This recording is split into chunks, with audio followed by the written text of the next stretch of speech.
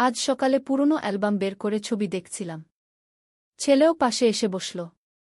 আমার বিয়ের ছবিগুলো দেখতে দেখতে সে হঠাৎ একটা ছবি হাতে নিয়ে বলল, মা, তুমি দুলহান হয়ে কত সুন্দর দেখাচ্ছিলে। আমি হাসলাম। বললাম, সেসব পুরনো কথা গি। সে আমার বিয়ের শাড়ির ছবিটা মন দিয়ে দেখছিল। বলল, মা, তুমি এখনও তেমনি সুন্দর আছো। আমি তার মাথায় হাত বুলিয়ে দিলাম। হঠাৎ সে আমার বাবার ছবির উপর নিজের হাত রেখে বলল, মা, যদি আমি এই জায়গায় থাকতাম তাহলে কেমন হতো? আমি অবাক হয়ে তাকালাম। সে বলল, মা, আমি যদি তোমার পাশে দাঁড়িয়ে থাকতাম দুলহা হয়ে, তাহলে কি মন্দ হতো? আমি বললাম, কি বলছিস তুই? কিন্তু সে আমার হাত ধরে বলল, মা, আমি সিরিয়াস। তুমি আমার স্ত্রী হও। আমি তোমাকে আবার সেই দুলহান সাজে দেখতে চাই। তার কথায় আমার বুকটা ধক করে উঠল। পুরনো ছবিগুলো আমার কোলে ছড়িয়ে পড়েছিল। আমি কিছু বলতে পারছিলাম না। এই গল্পটি সম্পূর্ণ শুনলে আপনাদের পানি অটোমেটিক বের হয়ে যাবে, সো যত দ্রুত সম্ভব হাতের কাছে টিস্যু নিয়ে বসে পড়ো। বিছানার চাদর যেন নষ্ট না হয় সেটা সম্পূর্ণ খেয়াল রাখার অনুরোধ জানিয়ে গল্পটি এখন শুরু করব। তার আগে সর্বশেষ অনুরোধ, দয়া করে এমন পানি বের করার গল্প নিয়মিত শুনতে আমাদের চ্যানেলটি সকলেই সাবস্ক্রাইব করুন। ধন্যবাদ। হ্যালো বন্ধুরা, আমার নাম রিমি দাস। আমার বয়স ৩৯ বছর। আমার স্বামীর নাম রাজীব দাস, বয়স ৫২ বছর। আমাদের ২ সন্তান, তানভীর আর সায়মা। তানভীর ২১ বছর বয়সী, ইউনিভার্সিটিতে পড়ে। সায়মা ১৪ বছর বয়সী, হাই স্কুলে যায়। আমার ছেলে তানভীর হঠাৎ করে এমন কথা বলায় আমি সত্যিই চমকে গিয়েছিলাম। কিন্তু আমি তার কথার গভীর অর্থ বুঝতে পারছিলাম না। সে আমার হাত ধরে রেখে বলল, মা, আমি জানি এটা অদ্ভুত লাগছে, কিন্তু আমার একটা স্বপ্ন দেখেছি। সেই স্বপ্নে আমি দেখেছি তুমি আর আমি একসাথে একটা বিশাল রহস্যের সমাধান করছি। আমি বললাম, কি ধরনের রহস্য? তানভীর বলল, মা, তুমি জানো আমাদের পুরনো বাড়িটার কথা, যেটা দাদুর আমলের? সেই বাড়ির ৩য় তলায় একটা গোপন কক্ষ আছে। আমার স্বপ্নে দেখেছি সেই কক্ষে একটা পুরনো সিন্দুক আছে। আর সেই সিন্দুকের চাবি লুকিয়ে রাখা আছে দাদুর বিয়ের আংটির ভেতরে। আমি হাসতে চেষ্টা করলাম, এ তো স্বপ্নের কথা। বাস্তবে? না মা, তানভীর আমাকে থামিয়ে দিয়ে বলল, আমি গতকাল সেই বাড়িতে গিয়েছিলাম। ৩য় তলা, সত্যিই একটা লুকানো দরজা আছে। আমি তালা ভাঙার চেষ্টা করেছিলাম কিন্তু পারিনি। আমার বুক দ্রুত কাঁপতে শুরু করল। আমি বললাম, তুই একা একা ওখানে গিয়েছিস? কত বিপজ্জনক। তানভীর বলল, মা, আমি বিপদ থেকে তোমাকে দূরে রাখতে চেয়েছিলাম। কিন্তু আমার মনে হচ্ছে এই রহস্য সমাধান করতে তোমার সাহায্য দরকার। তুমি দাদুকে ভালো চিনতে। তুমি জানো তিনি কোথায় কি লুকিয়ে রাখতেন। আমি একটু চিন্তা করলাম। আমার শ্বশুর সত্যিই খুব রহস্যপ্রিয় মানুষ ছিলেন। তিনি সবসময় বলতেন যে আমাদের পরিবারে একটা বড় গোপন সম্পদ আছে যেটা শুধু যোগ্য মানুষেরাই খুঁজে পাবে। আমি তানভীরকে বললাম, ঠিক আছে, আমি তোর সাথে যাব। কিন্তু এই বিষয়ে বাবা আর সায়মাকে কিছু বলবি না। তারা চিন্তিত হয়ে যাবে। তানভীর খুশি হয়ে বলল, ধন্যবাদ মা। আমি জানতাম তুমি আমাকে সাহায্য করবে। পরের দিন সকালে আমরা পুরনো বাড়িতে গেলাম। বাড়িটা অনেক দিন ধরে খালি পড়ে আছে। চারদিকে ধুলোবালি আর মাকড়সার জাল। তানভীর আমাকে ৩য় তলায় নিয়ে গেল। সেখানে সত্যিই একটা লুকানো দরজা ছিল, যেটা দেয়ালের ভাঁজে লুকানো ছিল। আমি বললাম, এই দরজা আমিও আগে কখনো দেখিনি। তোর দাদু সত্যিই এটা ভালোভাবে লুকিয়ে রেখেছেন। তানভীর বলল, মা, এখন আমাদের চাবি খুঁজতে হবে। তুমি কি দাদুর পুরনো জিনিসপত্র ঘেঁটে দেখবে? আমরা নিচে নেমে এলাম দাদুর পুরনো স্টাডি রুমে। সেখানে তার পুরনো বই, কাগজপত্র আর ব্যক্তিগত জিনিসপত্র রাখা ছিল। আমি মনে মনে ভাবলাম, তানভীর বলেছিল দাদুর বিয়ের আংটিতে চাবি লুকানো আছে। আমি দাদুর জুয়েলারি বক্সটা খুঁজে বের করলাম। সেটা খুলে দেখি তার বিয়ের আংটিটা রাখা আছে। আংটিটা হাতে নিয়ে ভালো করে দেখলাম। আংটির একপাশে একটা ছোট্ট দাগ ছিল, যেটা চাপ দিলে খুলে যায়। তানভীর, আমি চিৎকার করে ডাকলাম। এদিকে এসো। তানভীর দৌড়ে এলো। আমি তাকে দেখালাম আংটির গোপন অংশ। সেই অংশ খুলতেই একটা ছোট্ট চাবি বের হয়ে এলো। তানভীর অবাক হয়ে বলল, মা, তুমি কি করে জানলে? আমি বললাম, তোর দাদু আমাকে একদিন বলেছিলেন যে সবচেয়ে মূল্যবান জিনিস সবচেয়ে কাছে লুকিয়ে রাখতে হয়। তার বিয়ের আংটি ছিল তার সবচেয়ে প্রিয় জিনিস। আমরা আবার ৩য় তলায় উঠলাম। চাবি দিয়ে দরজা খুলতেই একটা ছোট্ট কক্ষ দেখা গেল।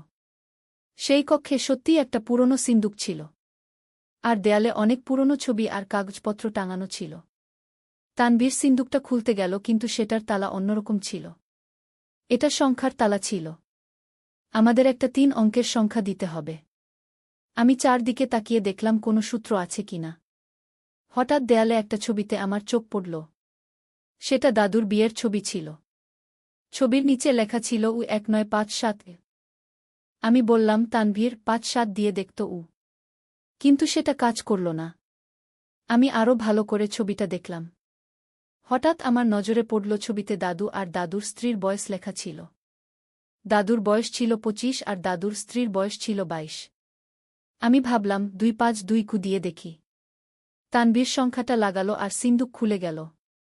সিন্দুকের ভেতরে অনেক পুরনো কাগজপত্র, কিছু গহনা আর একটা চিঠি ছিল।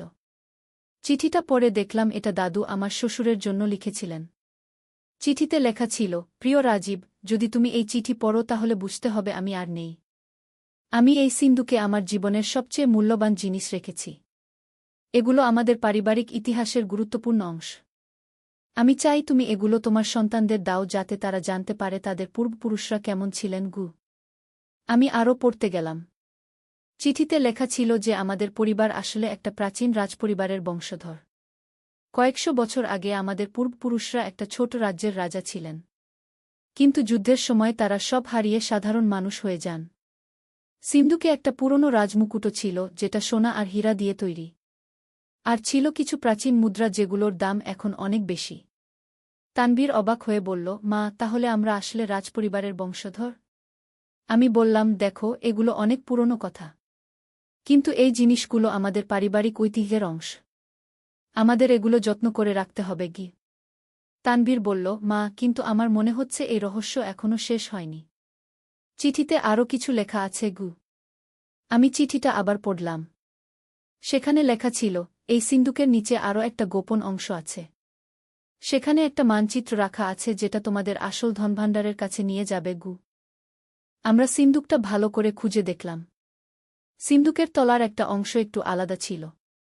সেটা চাপ দিতেই খুলে গেল। সেখান থেকে একটা পুরনো চামড়ার মানচিত্র বের হল। মানচিত্রে দেখা যাচ্ছে আমাদের এলাকার একটা জঙ্গলের ছবি। সেখানে একটা পুরনো মন্দিরের চিহ্ন দেওয়া ছিল। মন্দিরের কাছে লেখা ছিল, সত্যিকারের ধন এখানে লুকানো। তানভীর বলল, মা, এই জঙ্গল আমি চিনি। এটা আমাদের বাড়ি থেকে প্রায় 15 কিলোমিটার দূরে। কিন্তু সেখানে কোনো মন্দির আছে বলে আমি জানি না। আমি বললাম, হতে পারে মন্দিরটা এখন ধ্বংস হয়ে গেছে বা জঙ্গলে ঢেকে গেছে। পরের দিন আমরা সেই জঙ্গলে যাবার পরিকল্পনা করলাম। তানভীর তার বন্ধুদের কাছ থেকে ট্রেকিং-এর সরঞ্জাম সংগ্রহ করল। আমি খাবার আর প্রাথমিক চিকিৎসার জিনিস প্রস্তুত করলাম। সকালে আমরা জঙ্গলের দিকে রওনা হলাম। জঙ্গলে ঢুকে প্রায় 2 ঘন্টা হাঁটার পর আমরা মানচিত্রে দেখানো জায়গার কাছাকাছি পৌঁছালাম।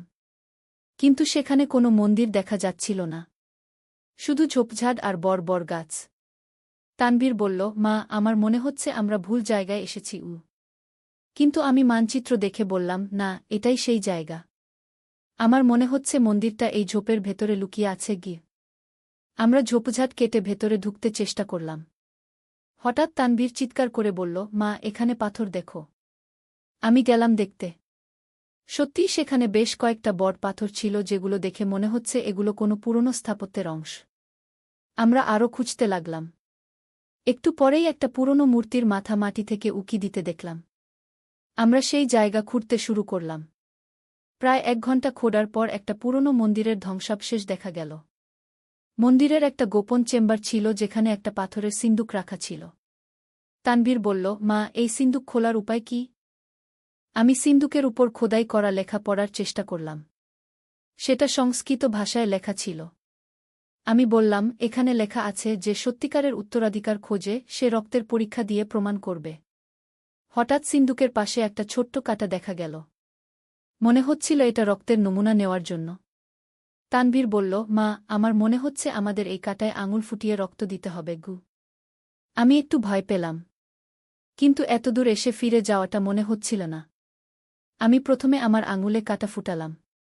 1 ফোঁটা রক্ত সিন্দুকের উপর পড়ল। তারপর তানভীরও তার রক্ত দিল। একটু পরেই সিন্দুক খুলে গেল। ভেতরে অনেক স্বর্ণমুদ্রা, গহনা আর মূল্যবান পাথর ছিল।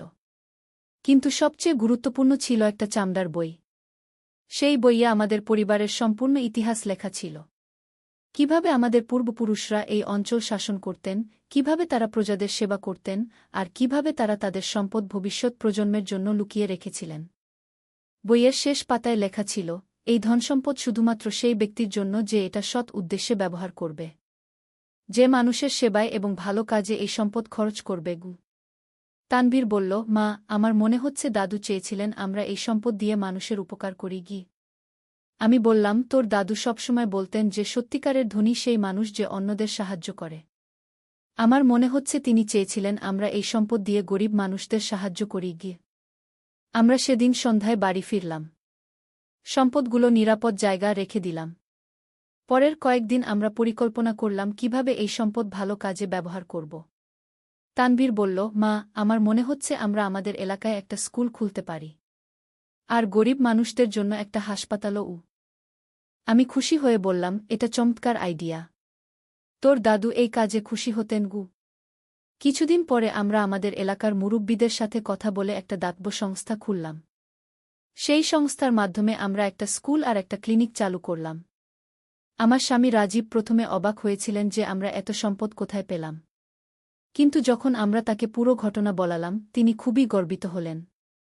রাজীব বললেন, আমার বাবা সত্যিই খুব বুদ্ধিমান ছিলেন। তিনি জানতেন যে সত্যিকারের ধন সেটাই যা মানুষের কল্যাণে আসে। শায়মা যখন এই গল্প শুনল সে বলল, দিদি, আমিও বড় হয়ে মানুষের সাহায্য করব। তানভীর তার বোনকে বলল, আমরা সবাই মিলে এই কাজ চালিয়ে যাব। আজ যখন আমি সেই পুরনো অ্যালবামের ছবি দেখি, মনে হয় যেন সেই ছবিগুলোই আমাদের এই অ্যাডভেঞ্চারের সূচনা করেছিল। কিন্তু এখানেই শেষ নয়। কয়েক সপ্তাহ পরে তানভীর আমাকে বলল, মা, আমার আরেকটা স্বপ্ন দেখেছি। এবার দেখেছি যে আমাদের পূর্বপুরুষরা শুধু একটা নয়, মোট 3টা ধনভাণ্ডার লুকিয়ে রেখেছিলেন। আমি বললাম, তানভীর, এবার আর স্বপ্নের পিছনে ছুটবি না। আমরা যা পেয়েছি সেটাই যথেষ্ট। কিন্তু তানভীর বলল, না মা, এবার ব্যাপারটা ভিন্ন। আমি স্বপ্নে দেখেছি বাকি 2টো ধনভাণ্ডারে এমন কিছু জিনিস আছে যেগুলো আমাদের এলাকার মানুষদের আরও বড় উপকারে আসবে। আমি কৌতূহলী হয়ে জিজ্ঞেস করলাম, কি ধরনের জিনিস? তানভীর বলল, একটায় আছে পুরনো ওষুধপত্রের ফর্মুলা যেগুলো দিয়ে জটিল রোগের চিকিৎসা করা যায়, আর অন্যটায় আছে কৃষিকাজের উন্নত পদ্ধতি যেগুলো ব্যবহার করে কৃষকরা বেশি ফসল ফলাতে পারবে। আমার মনে হলো এই স্বপ্নগুলো হয়তো শুধু কল্পনা নয়। আমাদের পূর্বপুরুষরা সত্যিই অনেক জ্ঞানী ছিলেন। আমি বললাম, ঠিক আছে, কিন্তু এবার আমরা একা যাব না। আমাদের কিছু বিশ্বস্ত মানুষকে সাথে নিতে হবে। তানভীর রাজি হল। আমরা আমাদের পুরোহিত মশাই আর গ্রামের ডাক্তার হরিদাকে আমাদের অ্যাডভেঞ্চারের কথা বললাম। তারা প্রথমে অবিশ্বাস করলেও যখন আমরা আগের ধনভাণ্ডারের কথা প্রমাণসহ বললাম, তারা আমাদের সাহায্য করতে রাজি হলেন। মশাই বললেন, রিমি, তোমাদের পূর্বপুরুষদের সম্পর্কে আমার দাদুর মুখে অনেক গল্প শুনেছি। তারা শুধু রাজা ছিলেন না, আয়ুর্বেদ আর জ্যোতিষশাস্ত্রেও পণ্ডিত ছিলেন। হরিদা বললেন, আজকাল যেসব রোগের ওষুধ আমরা পাই না, হয়তো পুরনো আয়ুর্বেদিক পদ্ধতিতে সেগুলোর চিকিৎসা সম্ভব। তানভীরের স্বপ্ন অনুযায়ী দ্বিতীয় ধনভাণ্ডার ছিল একটা পুরনো পুকুরের নিচে। সেই পুকুর আমাদের বাড়ি থেকে প্রায় 10 কিলোমিটার দূরে একটা পরিত্যক্ত গ্রামে। আমরা 4 জন মিলে সেই গ্রামে গেলাম। পুকুরটা প্রায় শুকিয়ে গিয়েছিল। শুধু মাঝখানে একটু কাদা আর জল ছিল। তানভীর বলল, তার স্বপ্ন অনুযায়ী পুকুরের উত্তর পাশে একটা পাথরের নিচে একটা সুড়ঙ্গ আছে। আমরা সেই জায়গা খুঁজতে লাগলাম। সত্যিই একটা বড় পাথর পাওয়া গেল যার নিচে একটা সুড়ঙ্গের মুখ ছিল। সুড়ঙ্গটা পুকুরের নিচ দিয়ে গিয়ে একটা গুপ্ত কক্ষে পৌঁছেছে। মশাই টর্চ নিয়ে সুড়ঙ্গে নেমে গেলেন। একটু পরে উনি চিৎকার করে বললেন, এখানে সত্যিই একটা কক্ষ আছে। আমরা সবাই সুড়ঙ্গ দিয়ে নিচে নেমে গেলাম। সেই কক্ষে অনেক পুরনো পাণ্ডুলিপি, ওষুধের বোতল আর শুকনো গাছগাছালি রাখা ছিল। হরিদা একটা পাণ্ডুলিপি নিয়ে পড়তে শুরু করলেন। উনি অবাক হয়ে বললেন, এখানে লেখা আছে ক্যান্সারের মতো জটিল রোগের আয়ুর্বেদিক চিকিৎসা পদ্ধতি। এগুলো এখনকার আধুনিক চিকিৎসা বিজ্ঞানেও অজানা। আমি আরেকটা পাণ্ডুলিপি দেখলাম। সেখানে লেখা ছিল কিভাবে প্রাকৃতিক উপায়ে মাটির উর্বরতা বাড়ানো যায়, কিভাবে কীটপতঙ্গ দমন করা যায় রাসায়নিক পদার্থ ছাড়াই। তানভীর বলল, মা, এই জ্ঞান এখনকার যুগেও কত দরকারি। আমরা সেই কক্ষ থেকে সব পাণ্ডুলিপি আর ওষুধের নমুনা নিয়ে এলাম। পরের কয়েকদিন হরিদা আর কৃষি বিশেষজ্ঞদের সাহায্যে সেগুলো অনুবাদ করলাম। মশায় বললেন, এই পাণ্ডুলিপিগুলো অমূল্য সম্পদ। এগুলো আমাদের স্বাস্থ্য আর কৃষি ব্যবস্থায় বিপ্লব আনতে পারে। আমরা আমাদের দাতব্য সংস্থার মাধ্যমে একটা গবেষণা কেন্দ্র খুললাম। সেখানে হরিদা আর তার সহকর্মীরা সেই প্রাচীন ওষুধের ফর্মুলা নিয়ে গবেষণা শুরু করলেন। একই সময়ে স্থানীয় কৃষকদের সাথে আমরা সেই প্রাচীন কৃষি পদ্ধতি প্রয়োগ করতে শুরু করলাম। মাত্র কয়েক মাসেই দারুণ ফলাফল পেলাম। কৃষকরা আগের চেয়ে দ্বিগুণ ফসল ফলাতে পারলেন। এদিকে তৃতীয় ধনভাণ্ডারের খোঁজে তানভীর আবার স্বপ্ন দেখতে শুরু করল। এবার তার স্বপ্নে দেখা গেল একটা পুরনো গির্জার নিচে একটা গোপন কক্ষ। আমি বললাম, গির্জা? কিন্তু আমাদের পূর্বপুরুষরা তো হিন্দু ছিলেন। তানভীর বলল, মা, আমার স্বপ্নে দেখেছি যে আমাদের পূর্বপুরুষরা সব ধর্মের মানুষদের সম্মান করতেন। তারা সব ধর্মের উপাসনালয়ে সাহায্য করতেন। আমাদের এলাকায় একটা পুরনো গির্জা আছে যেটা প্রায় 200 বছরের পুরনো। আমরা গির্জার পাদরীকে আমাদের অনুসন্ধানের কথা বললাম। পাদরী বললেন, আমি তোমাদের সাহায্য করব। আমাদের গির্জার পুরনো রেকর্ডে লেখা আছে যে এই গির্জা তৈরির খরচ একজন স্থানীয় জমিদার দিয়েছিলেন। আমরা গির্জার মূল ভবনের নিচে খোঁজাখুঁজি করতে শুরু করলাম। গির্জার বেসমেন্টে একটা পুরনো দেয়াল ছিল যেটা বাকি দেয়ালগুলোর চেয়ে ভিন্ন। সেই দেয়ালে একটা ছোট্ট ক্রুশের চিহ্ন ছিল। তানভীর সেই ক্রুশের উপর চাপ দিতেই দেয়ালের একটা অংশ খুলে গেল। সেখান থেকে একটা গোপন কক্ষে যাওয়া যায়। সেই কক্ষে ছিল অনেক বই, গুরুত্বপূর্ণ কাগজপত্র আর একটা বিশাল গ্লোব। বইগুলোর মধ্যে বিভিন্ন দেশের ভাষা, ইতিহাস আর বিজ্ঞান নিয়ে লেখা ছিল। পাদরী একটা বই হাতে নিয়ে বললেন, এই বইটা ল্যাটিন ভাষায় লেখা। এখানে ইউরোপের সাথে এই অঞ্চলের প্রাচীন বাণিজ্যিক সম্পর্কের কথা লেখা আছে। আমি আরেকটা বই দেখলাম যেখানে বিভিন্ন দেশের মানুষের সাথে বন্ধুত্ব আর সাংস্কৃতিক আদানপ্রদানের কথা লেখা ছিল। তানভীর বলল, মা, দেখো, এই গ্লোবে আমাদের এলাকা থেকে বিভিন্ন দেশের সাথে সংযোগকারী রুট দেখানো আছে। আমি বুঝতে পারলাম আমাদের পূর্বপুরুষরা শুধু স্থানীয় শাসক ছিলেন না, তারা আন্তর্জাতিক পর্যায়েও অনেক মানুষের সাথে যোগাযোগ রাখতেন। এই তৃতীয় ধনভাণ্ডারের সবচেয়ে গুরুত্বপূর্ণ জিনিস ছিল একটা চিঠির বান্ডিল। সেই চিঠিগুলো বিভিন্ন দেশের পণ্ডিত, রাজা আর ব্যবসায়ীদের কাছ থেকে আসা। একটা চিঠিতে লেখা ছিল যে আমাদের পূর্বপুরুষ একটা আন্তর্জাতিক শান্তি সংস্থা তৈরি করতে চেয়েছিলেন যেখানে বিভিন্ন দেশের মানুষ একসাথে কাজ করবে। পাদরী বললেন, এই চিঠিগুলো দেখে মনে হচ্ছে তোমাদের পূর্বপুরুষ অনেক এগিয়ে চিন্তা করতেন। আমি বললাম, হ্যাঁ, মনে হচ্ছে তারা চেয়েছিলেন বিশ্বের সব মানুষ মিলেমিশে থাকুক। এই তৃতীয় আবিষ্কারের পর আমরা আমাদের দাতব্য সংস্থায় একটা সাংস্কৃতিক বিভাগ খুললাম। সেখানে বিভিন্ন ধর্ম আর সংস্কৃতির মানুষরা একসাথে বিভিন্ন অনুষ্ঠানের আয়োজন করে। আমাদের এই কাজের খবর ছড়িয়ে গেল। বিভিন্ন দেশ থেকে গবেষক আর সাংস্কৃতিক কর্মীরা আমাদের এলাকায় আসতে শুরু করলেন। তানভীর এখন বিশ্ববিদ্যালয়ে ইতিহাস নিয়ে পড়াশোনা করে। সে বলে, মা, আমার ইচ্ছা আমাদের পূর্বপুরুষদের এই মহান ইতিহাস নিয়ে একটা বই লিখব। সায়মা এখন স্কুলে সবচেয়ে ভালো ছাত্রী। সে বলে, আমি বড় হয়ে ডাক্তার হব আর আমাদের আবিষ্কার করা সেই পুরনো ওষুধ নিয়ে গবেষণা করব। আমার স্বামী রাজীব এখন আমাদের দাতব্য সংস্থার সভাপতি। উনি বলেন, আমার বাবা যদি জীবিত থাকতেন তাহলে আমাদের এই কাজ দেখে খুব খুশি হতেন। আজ যখন আমি আমাদের পুরো যাত্রার কথা ভাবি, মনে হয় এটা শুধু একটা ধনের সন্ধান ছিল না। এটা ছিল আমাদের পরিবারের হারিয়ে যাওয়া গৌরবময় ইতিহাস পুনরুদ্ধার করার গল্প। আমাদের আবিষ্কৃত সেই প্রাচীন জ্ঞান এখন হাজার হাজার মানুষের উপকারে আসছে। আমাদের স্কুলে এখন 300 জন ছাত্রছাত্রী পড়াশোনা করে। আমাদের হাসপাতালে প্রতিদিন শতাধিক রোগীর চিকিৎসা হয়। আমাদের গবেষণা কেন্দ্রে তৈরি ওষুধ দিয়ে এখন ক্যান্সার, ডায়াবেটিস আর হৃদরোগের মতো জটিল রোগের সফল চিকিৎসা করা হচ্ছে। আমাদের কৃষি গবেষণা কেন্দ্রের পদ্ধতি অনুসরণ করে এখন পুরো জেলার কৃষকরা আগের চেয়ে 3 গুণ বেশি ফসল ফলাচ্ছে। আর আমাদের সাংস্কৃতিক কেন্দ্রে এখন প্রতি বছর আন্তর্জাতিক শান্তি সম্মেলন হয়। বিশ্বের বিভিন্ন দেশ থেকে মানুষ আসে আমাদের এই কাজে অংশ নিতে। আমি প্রতিদিন সকালে ঘুম থেকে উঠে মনে মনে আমার শ্বশুর আর আমাদের সব পূর্বপুরুষকে ধন্যবাদ দিই। তারা শুধু সম্পদ লুকিয়ে রাখেননি, তারা আমাদের একটা মহান লক্ষ্য দিয়ে গেছেন। তানভীর এখন বলে, মা, আমার প্রথম স্বপ্নটা ছিল আসলে আমাদের পূর্বপুরুষদের আশীর্বাদ। তারা চেয়েছিলেন আমরা তাদের রেখে যাওয়া সম্পদ দিয়ে মানুষের সেবা করি। আজ যখন আমি সেই পুরনো অ্যালবামের ছবিগুলো দেখি আর মনে করি তানভীর কিভাবে আমার বিয়ের ছবি দেখে স্বপ্ন দেখতে শুরু করেছিল, তখন বুঝতে পারি যে কখনো কখনো জীবনের সবচেয়ে অদ্ভুত শুরুও সবচেয়ে সুন্দর পরিণতি এনে দেয়া। আমাদের পরিবারের এই অ্যাডভেঞ্চার এখনও শেষ হয়নি। প্রতিদিন নতুন নতুন মানুষ আমাদের কাছে আসে সাহায্যের জন্য। আর আমরা তাদের সেবা করতে পারি আমাদের পূর্বপুরুষদের রেখে যাওয়া সেই অমূল্য উপহার দিয়ে। এই গল্পের শেষ কথা হচ্ছে যে সত্যিকারের ধন কখনো শেষ হয় না। যত বেশি ভাগাভাগি করা হয় তত বেশি বাড়তে থাকে। আমাদের পূর্বপুরুষরা এই সত্যটাই আমাদের শিখিয়ে গেছেন। একদিন আলী সাহেব সোহেলের অফিসে এলেন। সোহেল তাকে দেখে অবাক হয়ে গেল। স্যার, আপনি এখানে? হ্যাঁ সোহেল, তোমার অফিস একবার দেখতে চাইলাম। খুব সুন্দর হয়েছে গু। আলী সাহেব পুরো অফিস ঘুরে দেখলেন, কর্মচারীদের সাথে কথা বললেন। তারপর সোহেলের রুমে এসে বসলেন। সোহেল, তুমি অনেক দূর এসেছ। মনে আছে 7 বছর আগে তুমি যখন আমার অফিসে প্রথম এসেছিলে চা বানানোর কাজ করতে? হ্যাঁ স্যার, সব মনে আছে ইউ। আমি গর্বিত যে আমি তোমাকে একটা সুযোগ দিয়েছিলাম, আর তুমি সেই সুযোগকে কাজে লাগিয়েছ। জানো সফলতার মূল সূত্র কি? কি স্যার? কঠোর পরিশ্রম, সততা আর হাল না ছাড়া। তোমার মধ্যে এই 3টা গুণই আছে গু। সোহেল চোখে জল নিয়ে বলল, আপনি না থাকলে আজ আমি এখানে পৌঁছাতে পারতাম না স্যার।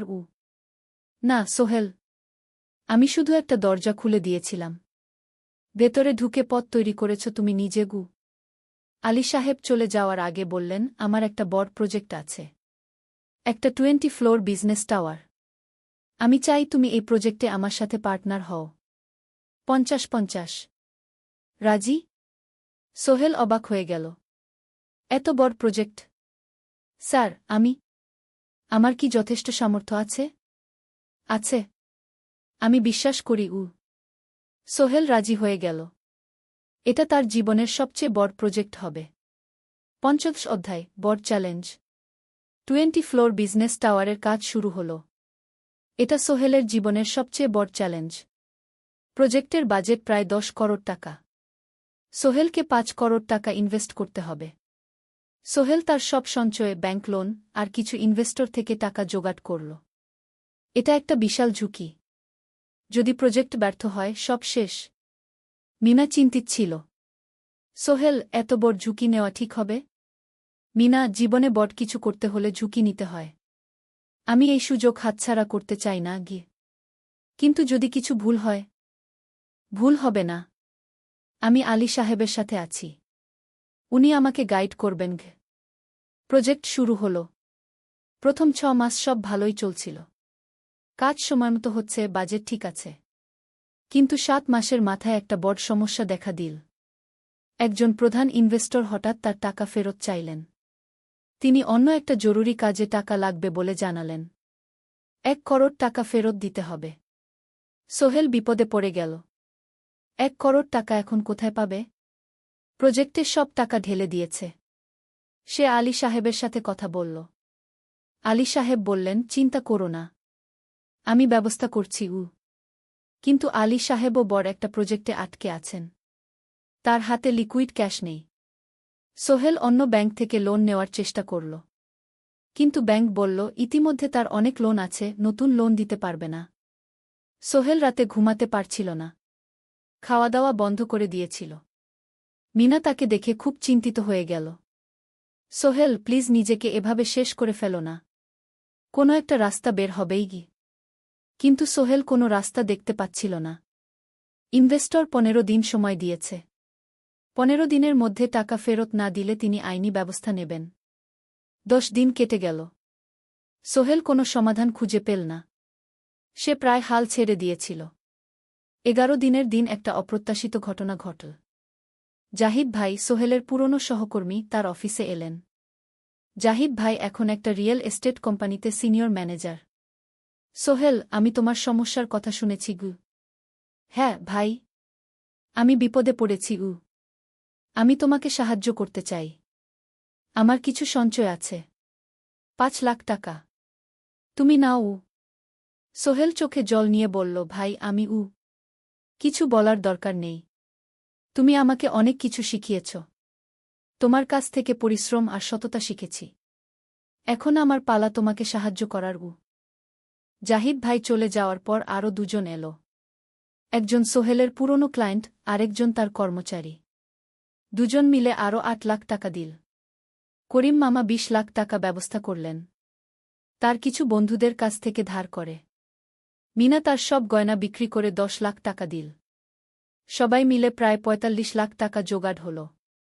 বাকি ৬৫ লাখ টাকা সোহেল তার অফিসের সব অ্যাসেট বিক্রি করে আর একটা প্রাইভেট ফিন্যান্স কোম্পানি থেকে উচ্চ সুদে লোন নিয়ে ব্যবস্থা করল। ঠিক ১৪ দিনের দিন সোহেল ইনভেস্টরকে ১ করোড় টাকা ফেরত দিল। ইনভেস্টর টাকা নিয়ে চলে গেলেন। সোহেল তার অফিসে ফিরে এসে চেয়ারে বসে কাঁদল। এত চাপ, এত টেনশন, সব যেন একসাথে বের হয়ে এল। মিনা এসে তাকে জড়িয়ে ধরল।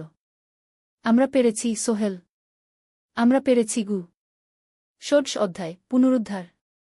এই ঘটনার পর সোহেল আরও সাবধান হয়ে গেল। সে বুঝল ব্যবসায় শুধু সাহস নয়, বুদ্ধিও লাগে। ঝুঁকি নিতে হয়, কিন্তু হিসাব করে। প্রজেক্ট চলতে থাকল।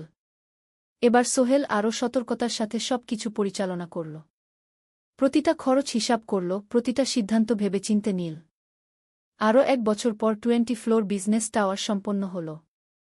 চমৎকার বিল্ডিং, শহরের অন্যতম সুন্দর ভবন।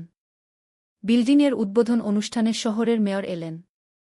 অনেক ব্যবসায়ী, সাংবাদিক এল। সোহেলের নাম পত্রিকায় ছাপা হল। স্বপ্নের শহরে এক তরুণ উদ্যোক্তার সফলতার গল্পও। প্রজেক্ট থেকে সোহেলের লাভ হল প্রায় ২ করোড় টাকা। এই টাকা দিয়ে সে সব ঋণ শোধ করল। জাহিদ ভাইয়ের টাকা ফেরত দিল। করিম মামার ঋণ শোধ করল। যারা সাহায্য করেছিল সবাইকে টাকা ফেরত দিল। মিনার জন্য নতুন গয়না কিনল, আরও সুন্দর। তার মাকে গ্রামে একটা নতুন পাকা বাড়ি বানিয়ে দিল। মা কাঁদতে কাঁদতে বললেন, তোর বাবা বেঁচে থাকলে কত খুশি হতো। তুই আমার সব স্বপ্ন পূরণ করেছিস গে। সোহেল নিজেদের জন্য একটা ফ্ল্যাট কিনল। ৪ রুমের ফ্ল্যাট, সমুদ্রের কাছে। এখন আর ভাড়া বাড়িতে থাকতে হয় না। সপ্তদশ অধ্যায়, প্রতিদান। সোহেল এখন একজন প্রতিষ্ঠিত উদ্যোক্তা। কিন্তু সে তার শেখ ভোলেনি। যে গ্রাম থেকে সে এসেছে, যারা তাকে সাহায্য করেছে, কাউকেই ভোলেনি। সে তার গ্রামে একটা স্কুল বানিয়ে দিল। সোহেল ফাউন্ডেশন স্কুল কো গরিব ছেলেমেয়েরা ফ্রিতে পড়তে পারবে। ভালো শিক্ষক নিযোগ দিল। ভালো পড়াশোনার ব্যবস্থা করল। শহরে একটা ফ্রি মেডিকেল ক্লিনিক খুলল। গরিব মানুষরা ফ্রিতে চিকিৎসা পাবে। প্রতি বছর ১০ জন মেধাবী কিন্তু গরিব ছাত্রছাত্রীকে স্কলারশিপ দেওয়া শুরু করল। তারা বিনামূল্যে পড়াশোনা করতে পারবে। একদিন একটা টিভি চ্যানেল সোহেলের ইন্টারভিউ নিতে এল। আপনার সফলতার গোপন সূত্র কি? সোহেল একটু ভেবে বলল, কঠোর পরিশ্রম, সততা আর হাল না ছাড়া।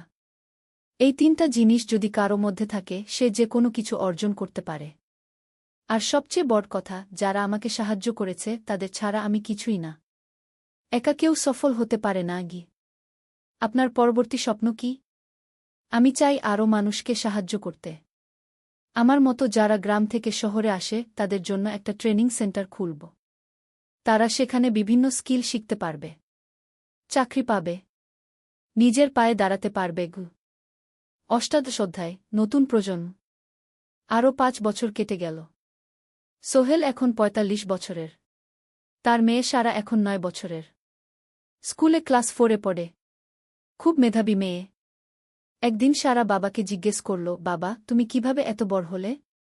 আমার বন্ধুরা বলে তুমি একজন সফল মানুষ গো। সোহেল তাকে কোলে নিয়ে বসল। বাবা, তুমি জানো তোমার দাদু ছিলেন একজন স্কুল শিক্ষক। খুব সৎ মানুষ। কিন্তু আমরা গরিব ছিলাম। আমি রিকশা চালাতাম গো। রিকশা? সত্যি? হ্যাঁ। তারপর আমি এই শহরে এলাম। অনেক কষ্ট করেছি। কিন্তু হাল ছাড়িনি। মানুষ আমাকে সাহায্য করেছে। আর আমি কঠোর পরিশ্রম করেছি। বাবা, আমিও কি তোমার মতো হতে পারব? অবশ্যই পারবে বাবা। তবে মনে রেখো, সফলতা মানে শুধু টাকা পয়সা না। সফলতা মানে ভালো মানুষ হওয়া, অন্যদের সাহায্য করা, সৎ থাকা গু। সারা মাথা নাডল। আমি ভালো মানুষ হব বাবাগু। সোহেল তার মেয়েকে জড়িয়ে ধরল। মনে মনে ভাবল, তার জীবনের সব কষ্ট সার্থক হয়েছে। মিনা রান্নাঘর থেকে ডাকল, খাবার তৈরি। এসো। সোহেল সারাকে নিয়ে ডাইনিং টেবিলে গেল। ঋতু এসেছে। সে এখন বিয়ে করেছে, তার একটা ছেলে হয়েছে। সোহেলের মা মাঝে মাঝে চট্টগ্রামে বেড়াতে আসেন।